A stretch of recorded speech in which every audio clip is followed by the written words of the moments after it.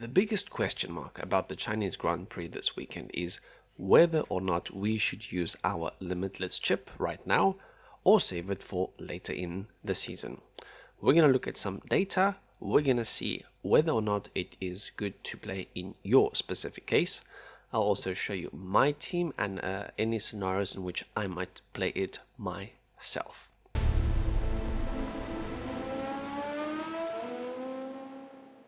Now, the pros and cons.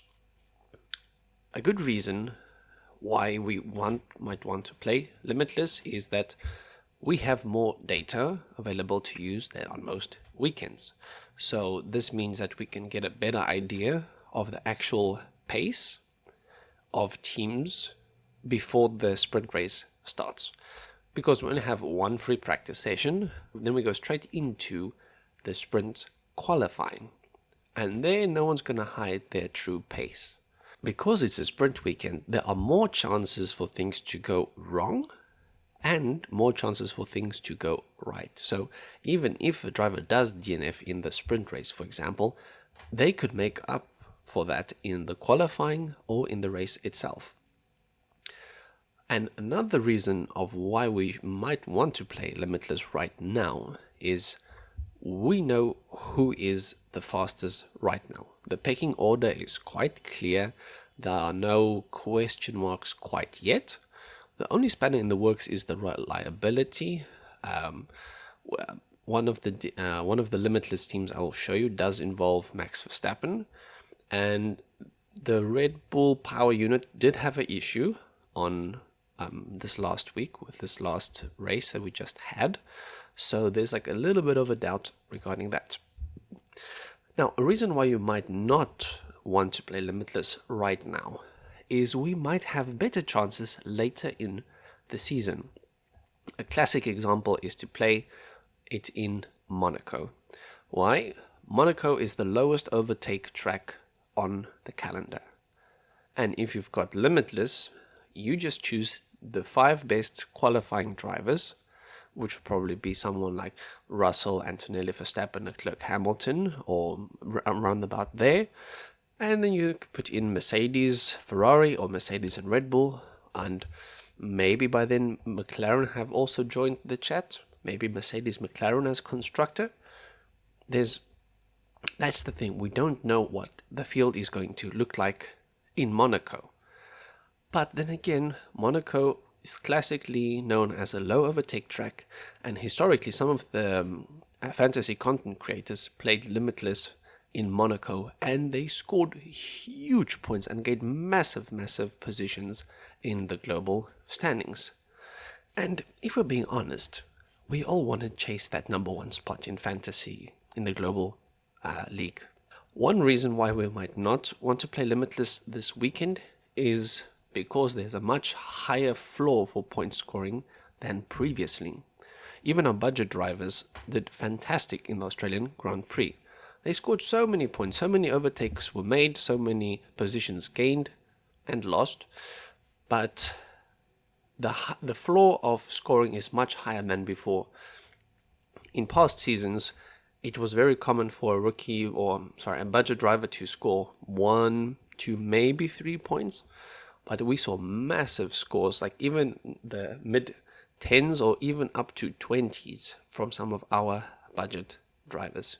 So the disadvantage, therefore, this weekend specifically is that your points delta is going to be lower as opposed to previous seasons. Now, it's not all doom and gloom. One reason I might want to play this Limitless chip is ties in with the point of we know the picking order right now. I mean, just look at this track. We start here on the straight, then we go straight into a lovely turns 1, 2, 3, and 4. That is peak Ferrari track. Why? They seem to be excelling at these kinds of curvy-worthy corners. And there is a lot of them. You can see we've got 6, 7, 8, 9, 10, all flow nicely into each other. And then also got 12 and 13. Ferrari seems to favor tracks with more corners, so I think that the best constructors are clearly Mercedes and Ferrari right now. So Limitless team for me would look like Mercedes, Ferrari, the two Mercedes drivers, Russell, Antonelli, Hamilton and Leclerc, and then of course Max Verstappen, because he is Verstappen. And now just a quick reminder of the rookies that we want, not the rookies, apologies, the drivers that we want to have in our teams and get rid of. Now, if you have got a Behrman, Ocon, Lindblad, or Bortoleto in your team, then I'd say go for Limitless. The reason is, if you have a team filled with DNFs from Australia, let's say you've got one or two drivers that DNF'd in Australia or got a big, massive points drop, then Limitless might not be a good play, because you are still going to have team value drop again after this weekend. And then of course, if you have someone like a Piastri or Norris or Hulkenberg in your team, you might definitely want to get them out. But to get them out, you need to use transfers, and if you play Limitless, those transfers are negated. So even if you do the transfer before activating your chip, you still get the budget increase of the team you had in Australia. So I would only play the Limitless chip if your team did well in Australia and all or almost all of your assets went up. Now let's look at my team here as an example. So specifically, team 1 is the one I'm considering playing Limitless with. So if we look here, so I've got a 0 in the budget here, and unfortunately Lawson went down in price. Now I'm on the edge of whether or not to play Limitless or not on this team. Reason why. Like Lawson, he scored 5 points in Australia. Okay, and because he's valued at 6.3, well, he was valued at 6.5, he went down in price. So for him to stay the same or go up in price, he needs to score at least 8 points this weekend. I think he can do it. He scored 5 points in the race, and he didn't have a great race in Australia. So with the sprint weekend, he has got more chances to prove himself, maybe get more comfortable with the car. So I'm still a bit undecided. I still want to have a look at free practice to see how comfortable he's looking or how uncomfortable he is looking. But the rest of my team are all slated for an increase. Bortoleto, fantastic job. Look at this, 13 points. You're sure to score a lot more as well. And then look at here, Arvid Lindblad, 15 points. So these are basically guaranteed price rise unless they DNF, of course. There is also the case for playing no negative, but based on my Twitter poll, my X poll yesterday, only 7.9% of people are considering playing no negative. So that might even be a differential play, playing no negative, and who knows, we might have a chaotic race, we might have 5 or 8 DNFs, and no negative might be the chip to play instead of Limitless. So a lot of things to keep in mind. Now, if you have a team like this, where you have Bottas, for example, I would be very inclined not to play Limitless. What I would do here, much rather, is I would go do something like I would take Bottas out, I would take out Behrman, and I would bring in, let's say, Colapinto, and then, where are you? Lindblad. That is what I would do. And then I would probably play 3 times boost on here. Why? Because we know Russell and Antonelli are most likely to score very highly. So, or even, I could even pivot to something like this. I could chuck out Russell and switch to Mercedes, which is what I planned for. No, actually, what I planned for is something like this.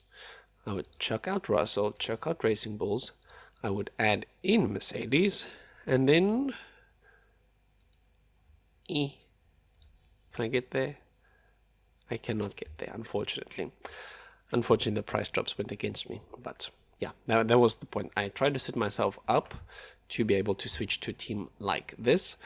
You know, I could technically take a -10, which I will not be doing. But yeah, you've got some options here. You could go for like a wild card.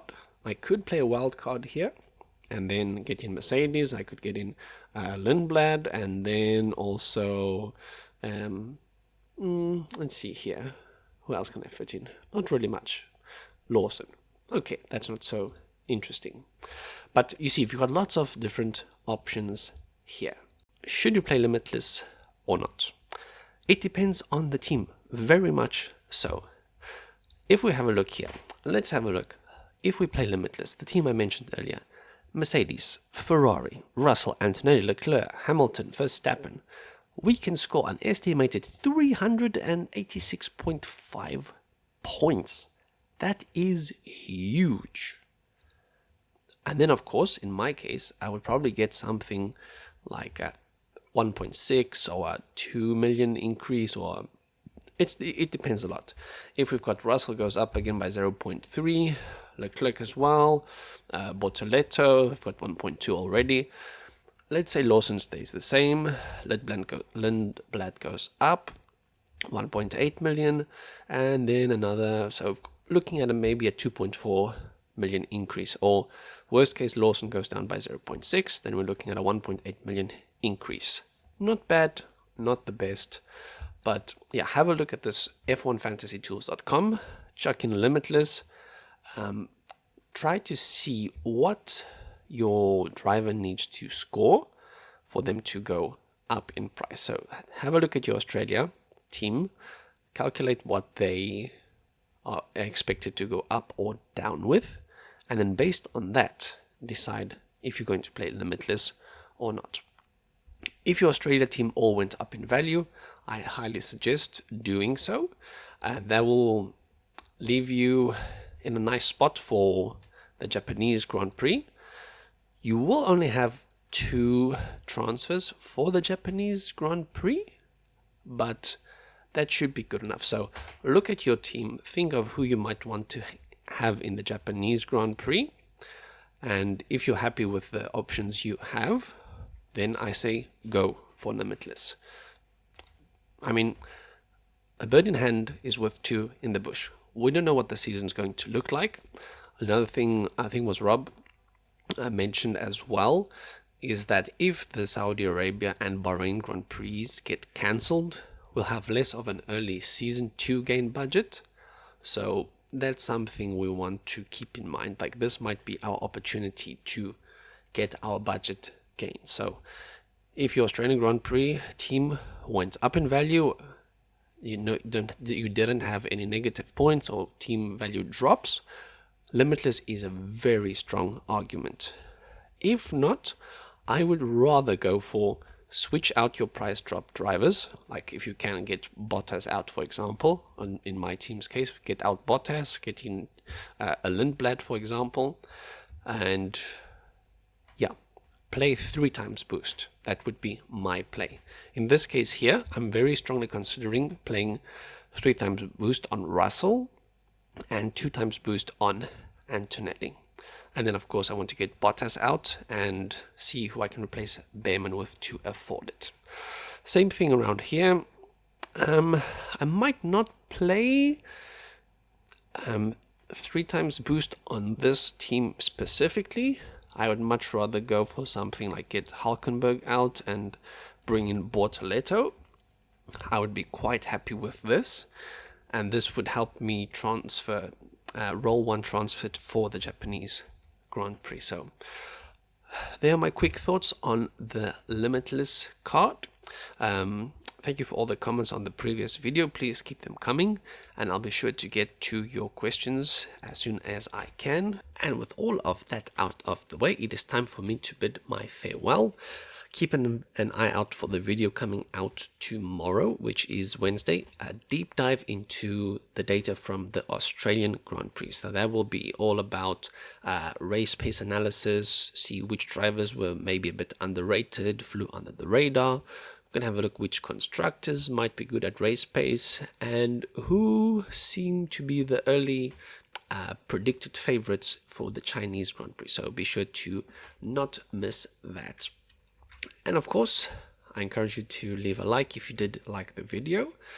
Subscribe if you would like to see more content like this. It helps me out a massive amount. So really appreciate all you guys subscribing. Join my league. See if you can beat me at F1 Fantasy.